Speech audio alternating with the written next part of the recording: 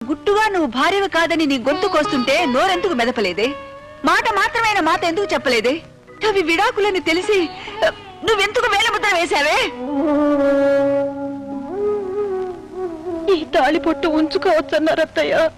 అయ్యో, ఆ తాళిబొట్టేనే ఈ దేశంలో ఆడదాని స్వేచ్ఛకు తాళం. అమ్మా నాన్నలకు దూరంగా బతకమనేది ఆ తాళి. తన తోబుట్టుల్ని కలవలేని స్థితిలోకి తెచ్చేది ఆ తాళి. భర్త బలహీనతల్ని అర్థం చేసుకోమనేది ఆ తాళి. నచ్చని కాపురంలో గొంతెత్తకుండా చేసేది ఆ తాళి.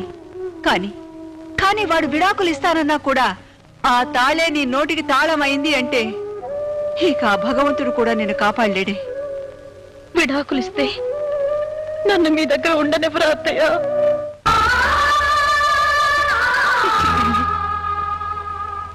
నా ఊపిరున్నంత కాలం మనందరం కలిసే ఉంటాం.